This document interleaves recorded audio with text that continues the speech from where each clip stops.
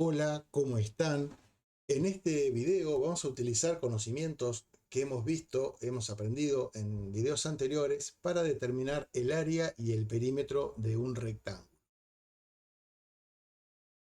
Vamos a comenzar haciendo un pequeño repaso de cómo calcular estas medidas a partir de una pequeña imagen que nos va a servir de ayuda. Sabemos que un rectángulo tiene lados de dos longitudes diferentes. Los lados enfrentados poseen la misma longitud. Para calcular el área, utilizamos una fórmula que nos dice que el área es igual al producto de los lados. Es decir, multiplicamos esta longitud por esta y obtenemos el área que está pintada en color naranja en la imagen. Para introducir esta fórmula en el código Python, tenemos que utilizar una expresión similar a la que aquí vemos. Hemos multiplicado las medidas del lado A y el lado B que hemos guardado previamente en dos variables con esos nombres, utilizando para ello el operador aritmético asterisco que realiza el producto. Y el resultado de ese producto lo asignamos a la variable área mediante el operador de asignación. En el caso del perímetro, lo que se deben sumar son la longitud de sus cuatro lados.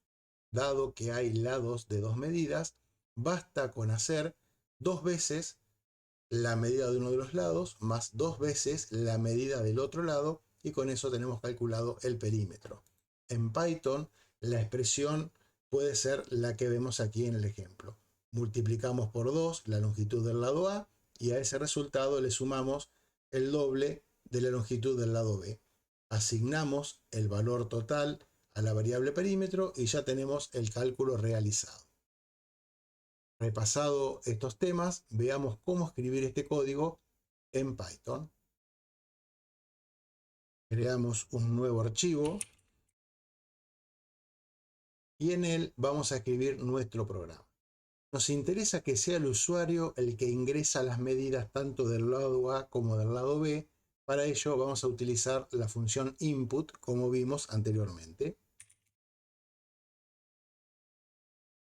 Este sería el mensaje que ve el usuario cuando va a ingresar el valor, pero recordemos que input siempre devuelve un valor en formato de datos de cadena de caracteres, por lo tanto debemos hacer la conversión a un tipo de dato numérico para luego poder operar con el contenido de esta variable.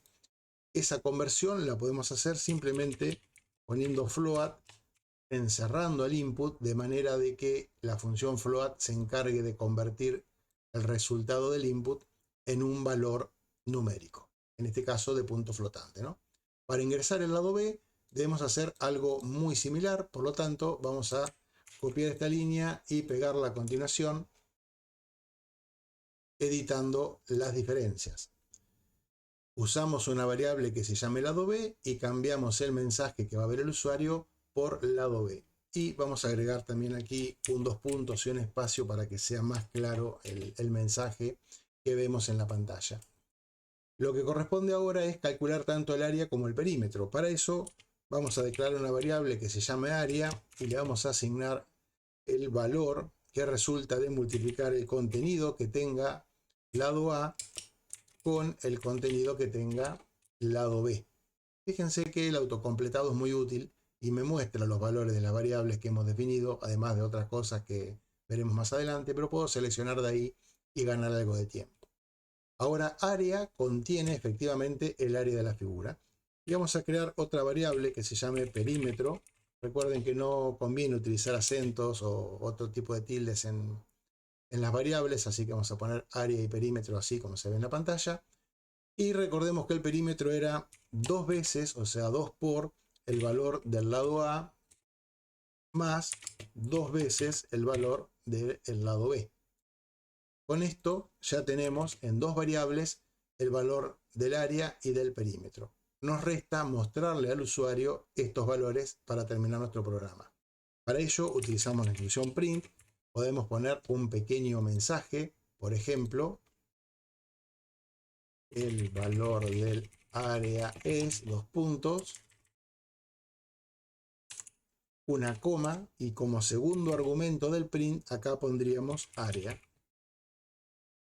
Y luego de una forma muy similar, por lo tanto podemos copiar y pegar, Vamos a poner print el valor del perímetro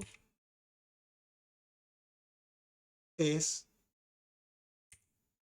y en lugar de la variable área, obviamente, la variable perímetro.